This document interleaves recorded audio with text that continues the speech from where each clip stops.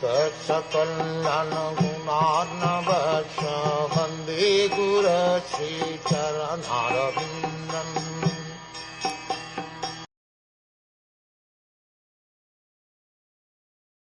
Engage yourself fully, therefore, in the devotional service of the Lord, for only He can deliver us from this entanglement of materialistic existence. Although the Lord is attached to His material potency, He is aloof from her activities.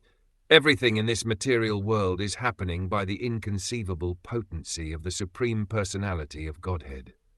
In continuation of the previous verse, it is specifically mentioned here that Dhruv Maharaj should engage himself in devotional service. Devotional service cannot be rendered to the impersonal Brahm feature of the Supreme Personality of Godhead. Whenever the word bhajasva appears, meaning engage yourself in devotional service, there must be the servant, service, and the served. The Supreme Personality of Godhead is served. The mode of activities to please Him is called service, and one who renders such service is called the servant. Another significant feature in this verse is that only the Lord, and no one else, is to be served. That is confirmed in the Bhagavad Gita. There is no need to serve the demigods, who are just like the hands and legs of the Supreme Lord. When the Supreme Lord is served, the hands and legs of the Supreme Lord are automatically served. There is no need of separate service.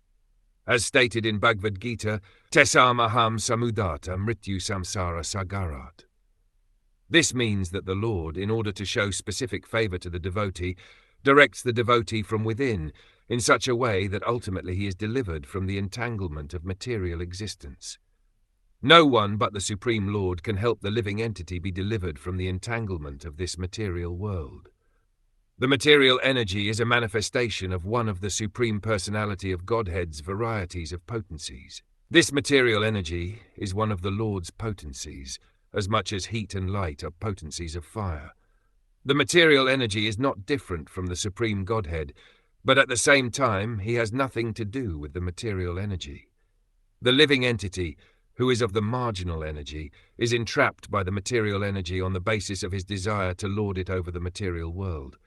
The Lord is aloof from this, but when the same living entity engages himself in the devotional service of the Lord, then he becomes attached to this service. This situation is called yuktam. For devotees, the Lord is present even in the material energy. This is the inconceivable potency of the Lord.